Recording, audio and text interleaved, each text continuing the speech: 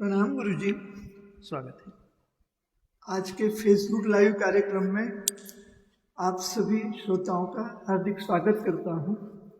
गुरु जी, आज का प्रश्न मैंने ही पूछा है। गुरु जी, सत्यनिष्ठा एवं सत्यानुशासन की व्याख्या क्या है? उनका मानव जीवन में क्या महत्व है? वैश्य यदि क्षत्रियत्व प्राप्त करना चाहता है तो उसे क्या करना होगा?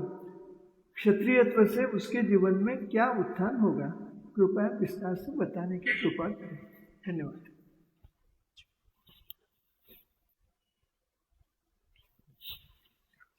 जी।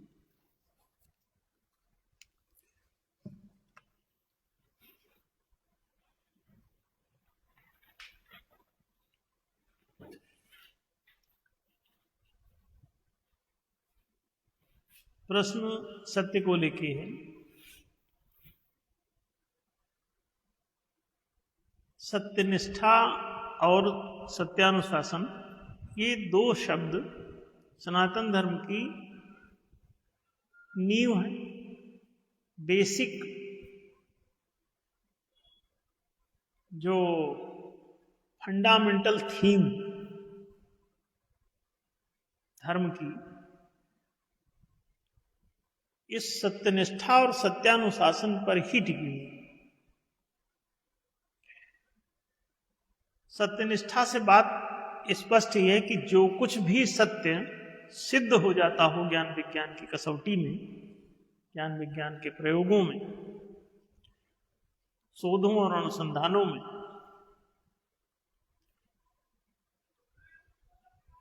उस सत्य पर निष्ठा लाना। निष्ठा कहते हैं ईमान को,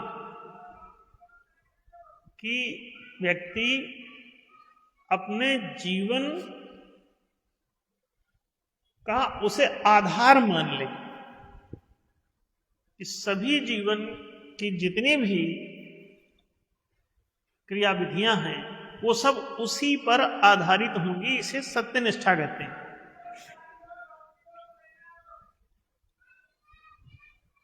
सत्य को आदर देना, सत्य का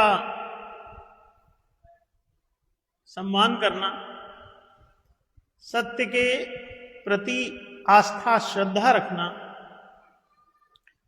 और सत्य के प्रति ही पूरा समर्पण भाव धारण करना, इसे सत्यनिष्ठा कहते हैं। कि सत्य जो कुछ भी हो, जैसा हो, तमाम शोधों अनुसंधानों के द्वारा, ज्ञान विज्ञान के प्रयोगों द्वारा उसको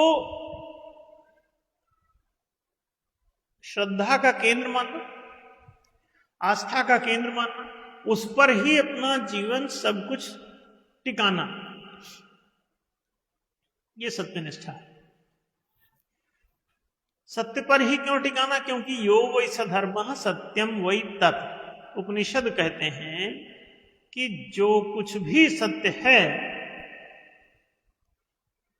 वही धर्म, उससे हट करके कुछ भी धर्म नहीं होता। जैसे कि 2 में 2 जोड़ने से गणित में 4 हो जाता है, और 4 ही सिद्ध होता है, 3 या 5 आप किसी तर्क से सिद्ध नहीं कर सकते। और अगर आप उसे सिद्ध करते हैं 3 या 5, तो वो केवल कुतर्क की श्रेणी में आता है। उसका कारण ये है कि सुतर्क कोई भी 4 से हटके इधर उधर नहीं हो पाता। 2 में 2 कहीं भी मिला दो तो 4 ही होता है। जैसे 2 रुपए किसी के पास हैं, उसको और 2 रुपए दे दिए जाएं, उनको जोड़ के गिना जाए तो कुल 4 रुपए ही होते हैं, और इसी आधार पर पूरी गणित चलती है। तो इसे भली भांति समझा जा सकता है कि सत्य गणितीय फार्मूले पर टिका हुआ है। जैसे गणित में 2 + 2 = 4 ही होता है, ऐसा ही जीवन के तमाम मूल्यों में यही स्थिति है। 2+2=4 जैसी ही स्थिति है, और 3 या 5 कोई करे तो उसे कहते हैं बेईमान। सत्यनिष्ठा माने ईमानदारी, और बेईमानी माने सत्यनिष्ठा का अभाव। अगर 2+2=4 छोड़ करके आप कोई भी 3-5 करिए तो वो ईमानदारी की श्रेणी में नहीं आए। पूरी दुनिया में कहीं भी नहीं आता। तो धर्म और धार्मिकता ये केवल सत्यनिष्ठा पर ही आधारित हो सकती है, और इसे कोई भी प्रबुद्ध व्यक्ति इनकार नहीं कर सकता। ये ऐसा ही है। अब अगर कोई सत्य में निष्ठा लाता है, सत्य के प्रति आस्था उत्पन्न करने में सफल हो जाता है, तो उसके सामने फिर एक अगला स्टेप आता है, उसे कहते हैं सत्यानुशासन, जो सत्यनिष्ठा का पड़ोसी है। सत्यनिष्ठा परमात्मा की तरह है, और सत्यानुशासन परमात्मा की भक्ति की तरह है। सत्य में निष्ठा माने भगवान में निष्ठा, परमात्मा में निष्ठा, और सत्यानुशासन माने भगवान की भक्ति। ये सामान्य देसी भाषा में अगर बात करें, ग्रामीण भाषा में, सामान्य जनों की भाषा में, तो ये ऐसा है। अब सत्य एक दार्शनिक विषय है, वैज्ञानिक विषय है, तार्किक विषय है। जैसे कि सामान्य दुनिया में दो ही दिखाई देता है, जैसे मैं है तो तू है, यह है तो वह है। इस संसार को दुनिया का नाम कैसे पड़ गया कि इसमें ये दुनियापन है। दूना माने कोई चीज दोहरापन, ये ड्युअलिटी। इसमें स्त्री है तो पुरुष है, पुरुष है तो स्त्री है, पूरब है तो पश्चिम है, पश्चिम है तो पूरब, उत्तर है तो दक्षिण है, दक्षिण है तो उत्तर है, ऊपर है तो नीचे, नीचे है तो ऊपर है। आपको ये दुनियावी स्टेटस दिख रहा है? यह है तो वह है, इस है तो उस है, इधर है तो उधर है, आगे है तो पीछे। तो कहीं से भी आप दायां बायां, आगा पीछा, ऊपर नीचा, कुछ भी आप माने,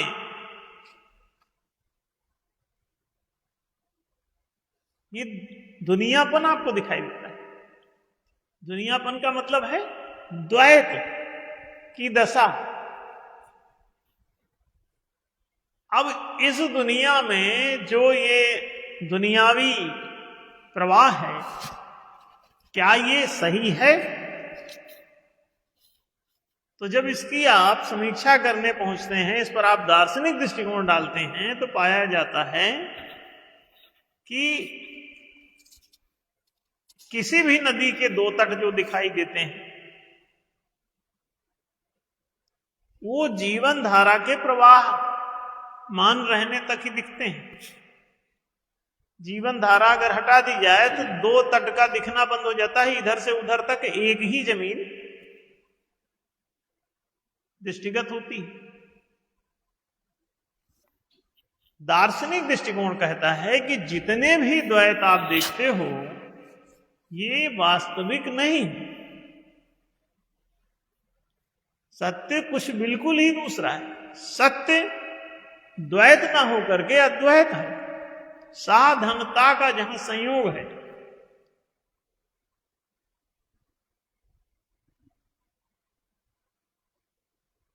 आदर्श और इदम का जो संयोग है, पूर्णमदः पूर्णमिदम् पूर्णात् पूर्णमुदच्यते,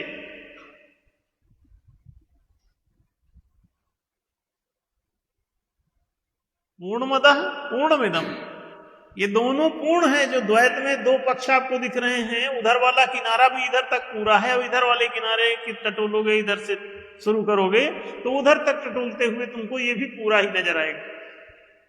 ये दो तट आधे आधे जो नजर आते हैं, आधा इधर आधा उधर, तो वो पूरे पूरे ही हैं। पूर्णमदः अपूर्णमिदम। जो बीज है वही वृक्ष है, जो ब्रह्म है वही ब्रह्मांड हो गया है, जो ईश्वर है वही जीव हो गया है, जो परमात्मा है वही जगत हो गया है, जो पिता है वही पुत्र हो गया है, जो आधार है वही विस्तार हो गया है। तो सनः तनोति इति सनातनः एष धर्मः सनातनः।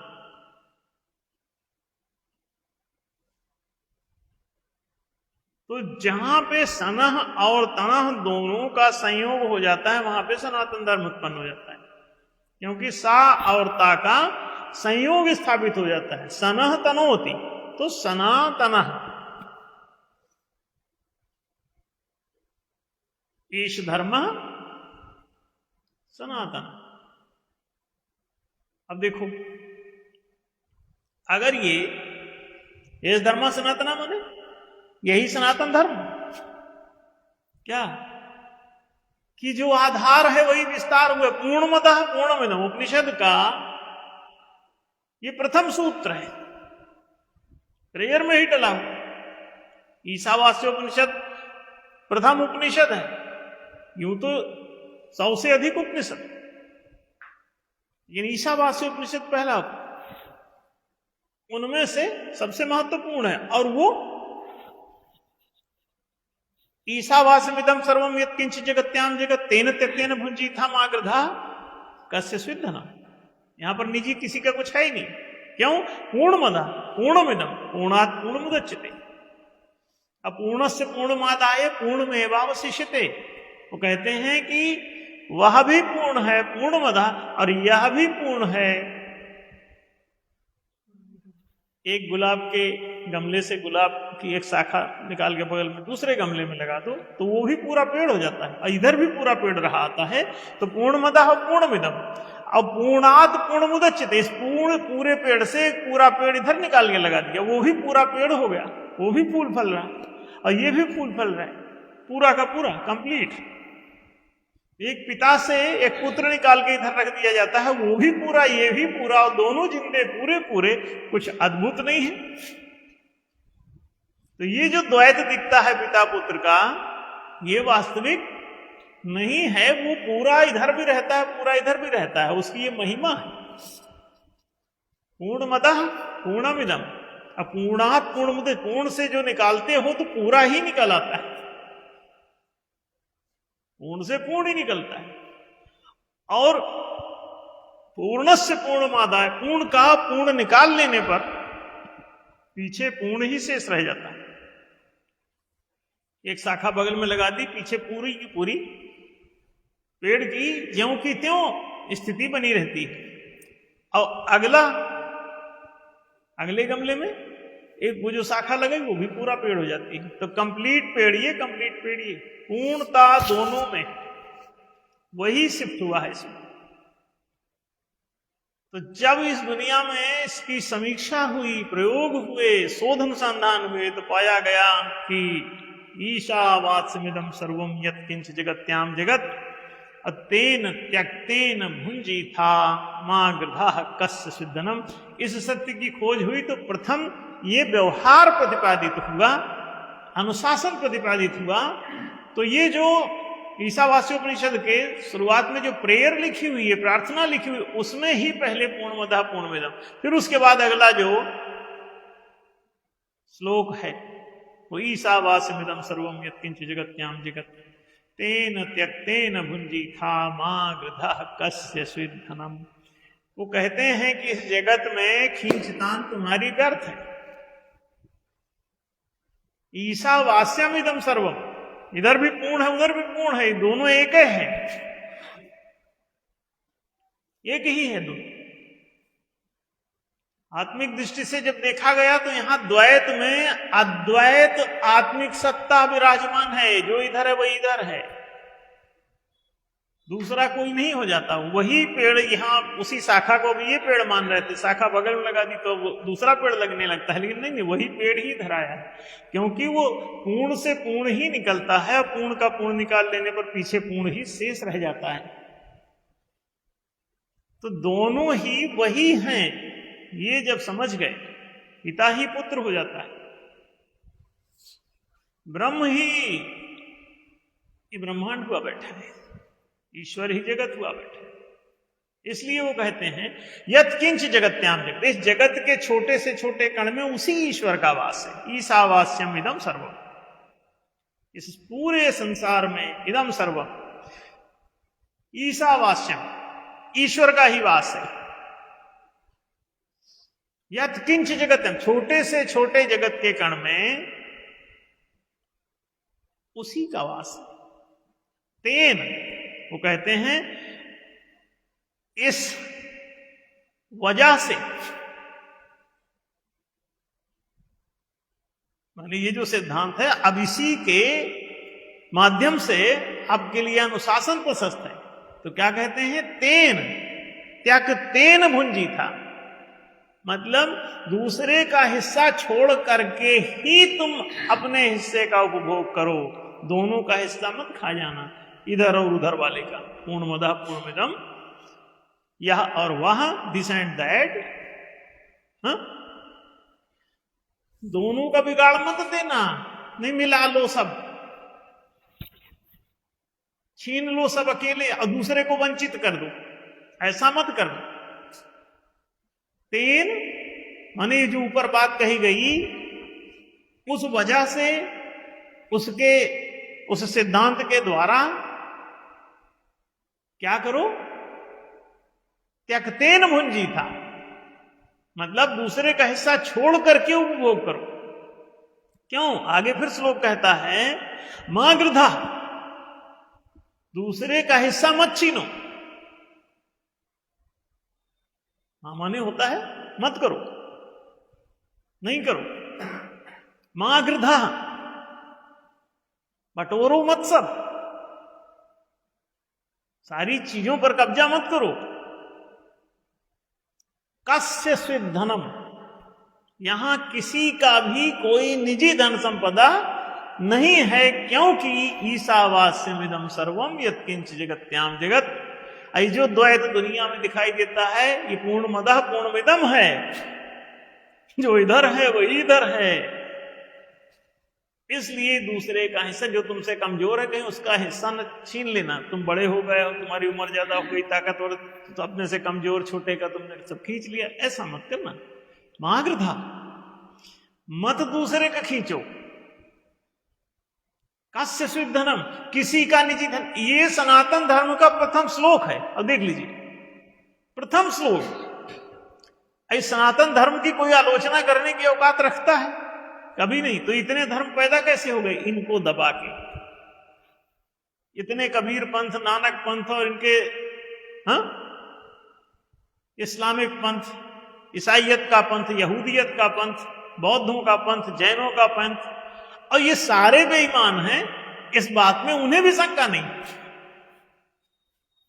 ऐसा नहीं कि हम कह रहे हैं, उन्हीं से पूछ लो कि वो बेईमान। सत्य कुछ और है। और वो मां गृधा नहीं, वो तो गृधा गृधा। जैनों के सेठों को देख लो, बौद्धों के सेठों को देख लो, ईसाइयों के सेठों को देख लो, एक एक एप्स्टीन अपनी सब कब्जा किए चला जा रहा है। कब्जा ही नहीं बल्कि मर्डर भी कर रहा है, चक्की में पेरे दे रहा है आदमियों को। अकेला फेसबुकिया वाला सेठ, अकेला बिल गेट्स, अकेला मुकेश अंबानी, लाखों करोड़, कई कई लाख करोड़ के मालिक। मां गृधा कस्य स्वित धनम, यहां किसी का निजी धन नहीं। निजी ये भंडार क्यों लगाया?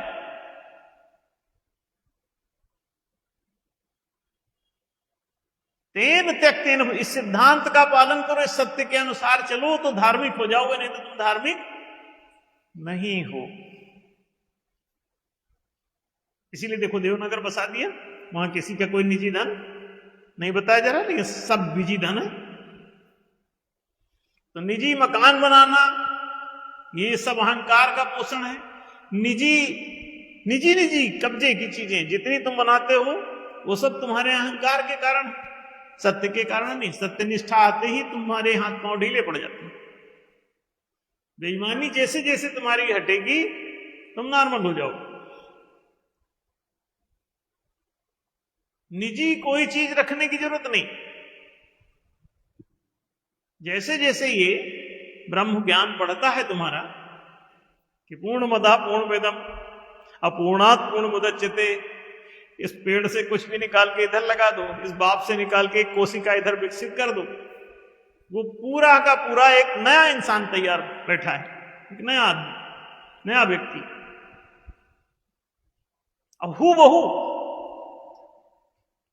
ये ब्रह्म सामर्थ्य है, उस एक से अनेक होने की सामर्थ्य वाला है, उसकी महिमा देखोगे। तो होकर के भी ऐसा नहीं कि एक मर जाए, वो बैठा रहता, ये भी बैठा, वो भी बैठा, ये पेड़ भी जिंदा, ये पेड़ भी जिंदा। अद्भुत नहीं? एक पत्थर लो, उसके 2 टुकड़े कर दो, ये भी जिंदा, वो भी जिंदा, अद्भुत है। एक पौधा लो, उसकी आधा इधर लगा दो, आधा इधर लगा दो, दोनों चल पड़े, अद्भुत है। तो जिसने इस सत्य के सिद्धांत को समझ लिया तो उसको केवल सत्यानुशासन की जरूरत रह जाती है। और सत्यानुशासन सिद्धांत तो पहले वाले आधे श्लोक में ईशावास्यमिदं सर्वम यत्किंच जगत्याम जगत, ये सिद्धांत की बात कही, व्यवहार की बात कह रहा है। तेन, ये ऊपर वाली जो बात कही गई उसके आधार पर क्या त्यक्तेन भुंजी था, डायरेक्ट न भुंजी था, हा? त्यक्तेन भुंजी था, दूसरे का हिस्सा छोड़ करके अपने हिस्से का उपभोग करो। क्योंकि मां गृधा गठरी मत बांधो, क्योंकि यहां पर किसी का निजी धन नहीं है, सब एक ही सर्व हुआ बैठा है, एक ही अनेक हुआ बैठा है, तो निजता किसी की कहां बची। इसीलिए कहा गया अयम निजः परो वेत्ति गणना लघु चेतसाम, संसद भवन में लगा है श्लोक। अयम निजः परो वेत्ति गणना लघु चेतसाम उदार चरिता नाम तू वसुधैव कुटुंबकम। अयम निजः, ये मेरा निजी है, परो वेत्ति, वह किसी और का है, पराये का है, परो वैति गणना लघु चेतसाम, ऐसी गणना करने वाले क्या है? लघु चेतसाम, छोटी बुद्धि के लोग हैं, छोटी बुद्धि के लोग, कम दिमाग के लोग, लघु चेतसाम। क्योंकि उदार चरिता नाम तु वसुधैव कुटुंबकम, उदार चरित्र वाले लोगों के लिए, ज्ञान उदार कौन?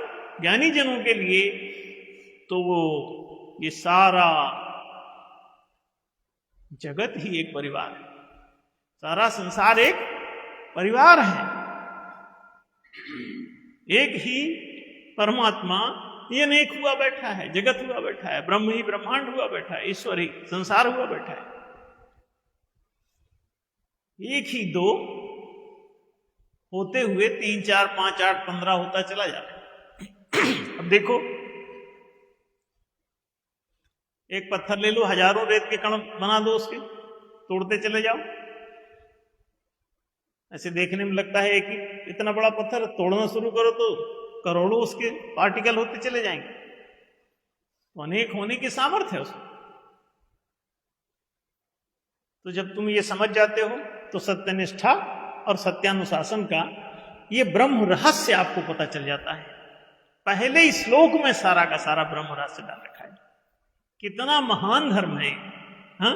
इसको किसी बुद्ध के उपदेश की जरूरत है? इस पृथ्वी को किसी कबीर के उपदेश की? मसी कागज छुओ नहीं, कलम कहो नहीं हाथ, है जरूरत ना? ना, इतना श्लोक पर्याप्त। सनातन धर्म की नींव ही देखो जरा कैसी है, अद्भुत। यो वैसे धर्म सत्यम वही तत्व, वो कहता सत्य क्या है? तो बोले पूर्णमदः पूर्णमिदम्, पूर्णात् पूर्णमुदच्यते ईशावास्यमिदं सर्वम यत्किंच जगत्याम जगत। ये सत्य का उद्घोष कर रहे हैं। उपनिषद माने ही होता है उपधन निधन सत। उप माने समीप, नी माने ले जाने वाला, सत कैसा ग्रंथ? ऐसा ग्रंथ जो सत्य के समीप तुम्हें लेकर जाता है, उसका नाम उपनिषद है। और पहला ही श्लोक देखो उसका कैसा है, अद्भुत। ईशावास्यमिदं सर्वम यत्किंच जगत्याम जगत तेन त्यक्तेन भुंजीथा मागर्धा कस्य स्वेद्धनम। ईसा कैसे वास्यमिदम है ऊपर बताता है, प्रेयर में पहले ही निपटा देता है। पूर्णमदः पूर्णमिदं पूर्णात् पूर्णमुदच्यते अपूर्णस्य पूर्णमादाय पूर्णमेवावशिष्यते। अब आगे इसी को एक्सप्लेन करते हुए कि अयम निजः परो वेत्ति गणना लघु चेत्तसाम उदार चरिता नाम तू वसुधैव कुटुंबकम। सारी धरती एक परिवार है, ये विश्व बंधुत्व और वसुधैव कुटुंबकम है। अब इसे व्यवस्थित ढंग से जीने के लिए जो पूरी तरह से आप सत्य को स्वीकार कर लो तो प्रेम पूर्ण हो जाते हो, तो देवता हो जाते हो। अलगाववाद टूट जाता है। एक ही जगह संपत्ति, एक ही अर्थव्यवस्था अपना लेते हो और सब लोग एक ही किचन बना लेते हो, एक ही बैंक अकाउंट रख लेते हो, सब लोग खाते पीते उछलते कूदते रह लेते हो। कोई झगड़ा झांसा ही नहीं होता वहां। नहीं बचा तो देवता नहीं मनुष्य बन जाता। प्रेम नहीं न्याय को स्वीकार करता। न्याय क्या कहता है कि आत्मनः प्रतिकूलानि परेशान न समाचरित। जैसा तुम अपने लिए चाहते हो वैसे दूसरे का भी हिस्सा चाहो, उसका भी हित चाहो। तुम अपने लिए शिक्षा चाहते हो तो अपने पड़ोसी के लिए चाहो, तुम अपने लिए रोजगार चाहते हो तो अपने पड़ोसी के लिए भी चाहो। और जब तुम ये भी नहीं स्वीकार कर पाते हो, मानव धर्म है ये, तो कहा जाता है कि तुम पुण्य धर्म स्वीकार कर लो। सब कुछ लूटने के बाद भी अपने से कमजोरों को कुछ इतना तो दे दिया करो कि वो जिंदे रह ले। शासन अपने हाथ में ले लिया, राशन कार्ड तुमको बना के दे दिया, राशन दे रहे हैं सब लोग। ये दानव धर्म, न्याय नहीं स्वीकार हुआ। न्याय क्या है फिर? न्याय है वर्णाश्रम व्यवस्था। 4 वर्ण होते हैं, शूद्र वैश्य क्षत्रिय ब्राह्मण। 4 आश्रम होते हैं, ब्रह्मचर्य गारहस्थ वानप्रस्थ और संन्यास। वर्ण क्या है? चातुर्वर्णमया सिस्टम गुणकर्म विभागसा। 4 वर्ण कैसे बने हैं? तो बोले गुणानुसार कर्मों के विभाग पूर्वक, विभागसा ऐसे क्रमशः, ठीक है, क्रम पूर्वक, ऐसे विभाग पूर्वक गुणानुसार कर्मों का विभाजन करो। ऐसी व्यवस्था को वर्ण व्यवस्था कहते हैं। लिखा है सब। ब्राह्मण क्षत्रिय विषाम शूद्राणाम च परम तपो कर्माणि प्रविभक्तानि स्वभाव प्रभुर गुणैः। कर्मों का विभाजन स्वाभाविक रूप से प्रभावशील गुणों के अनुसार किया जाता है। किनके कर्मों का विभाजन? ब्राह्मण क्षत्रिय विषाम शूद्राणाम च परम तप कर्माणि प्रविभक्तानि स्वभाव प्रभुर गुणैः। तो देखो बातें बड़ी साफ है। 4 वर्ण, 4 मनुष्य में सामर्थ्यों का विकास होता है, क्षमताओं का विकास होता है, कोशंट्स का विकास होता है। Physical quotient, intellectual quotient, emotional quotient, spiritual quotient. तो फिजिकल से स्पिरिचुअल तक 4 कोशंट होते हैं, 4 सामर्थ्य होती हैं आपकी, कर्म सामर्थ्य। तो 4 प्रकार की क्षमताएं आपकी, 4 प्रकार की पात्रताएं हैं। शारीरिक क्षमता, मानसिक क्षमता, भावनात्मक क्षमता, चेतनात्मक क्षमता। आधुनिक दृष्टि से कहें तो PQ, IQ, EQ, SQ, ये 4 वर्ण हैं। जिसका जो वर्ण विकसित हो जाए, ये प्रयत्नों द्वारा विकसित होते हैं। PQ भी बनाए रखने के लिए आपको फिजिकल एक्सरसाइज इतनी उठापटक सब करनी पड़ती है, नहीं तो वो भी नहीं टिकता, गिर जाता है।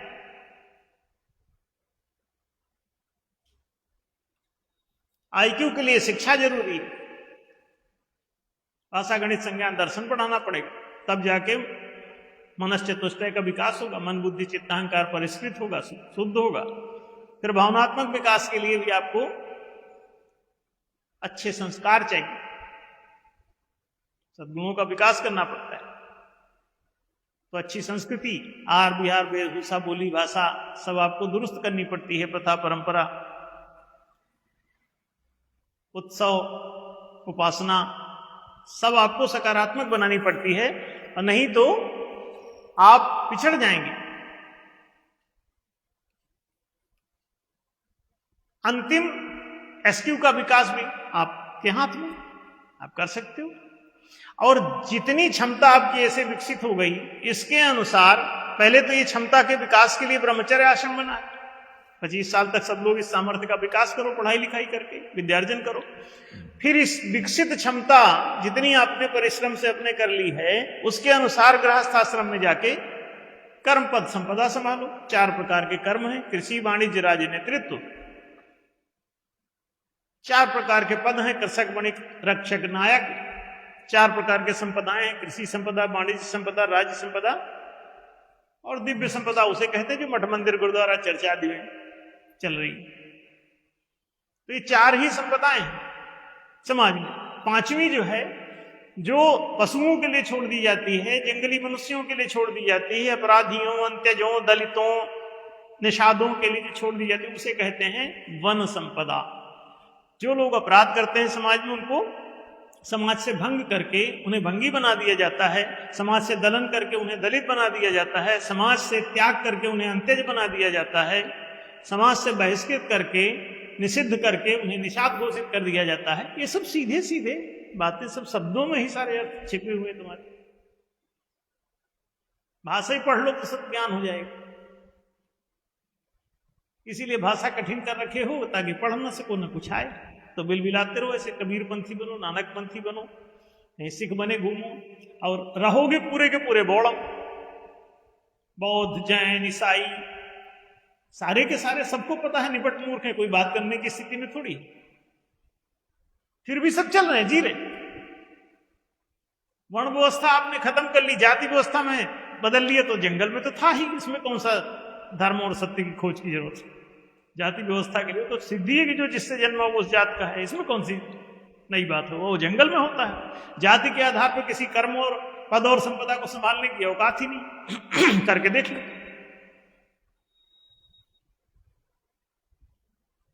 पायलट जाति के बच्चे को, पायलट से जन्मा है, उसको बैठा दो ले जाके हवाई जहाज, तुरंत एक्सीडेंट हो जाए, गिर पड़ोगे। लेकिन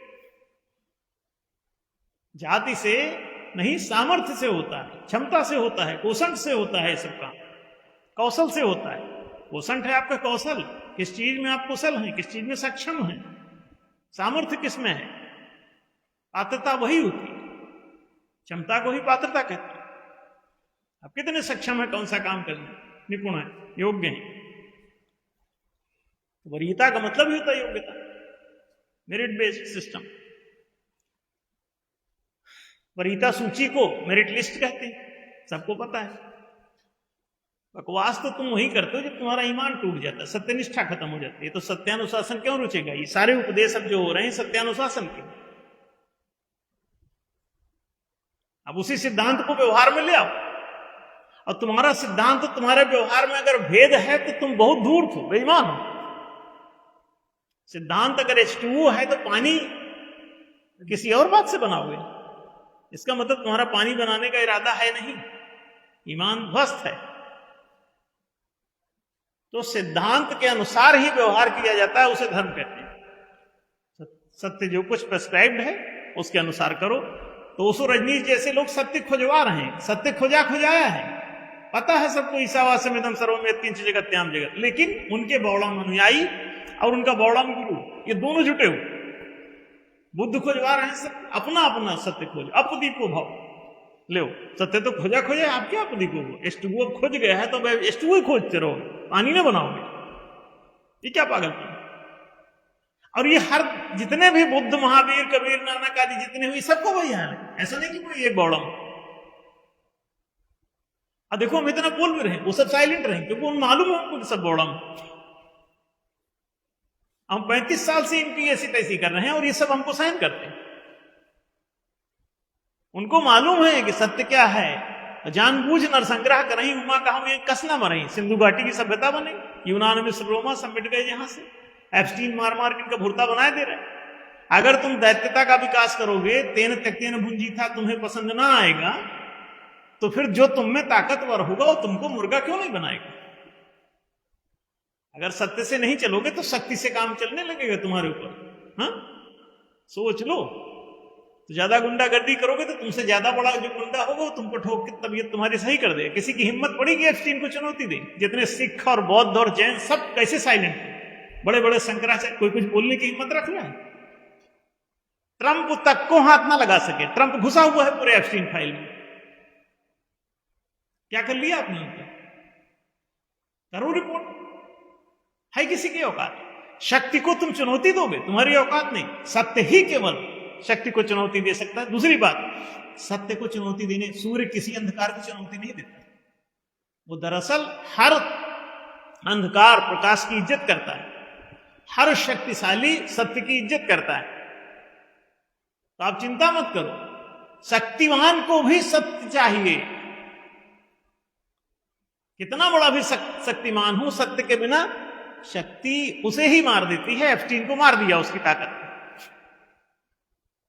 सिकंदर को सिकंदर की ताकत ने मार दिया, रावण को रावण की ताकत ने मार दिया। शक्ति की पूजा करोगे तो शक्ति तुमको मार डालेगी। इसीलिए शक्तिमान को भी सर्वाइवल के लिए सत्य चाहिए।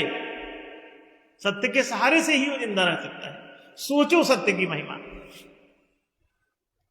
चोर उचक्के लुच्चे लफंगे को भी सूरज चाहिए, नहीं जाम हो जाएगा। चोरी करने के लिए भी सूर्य की ही शरण चाहिए।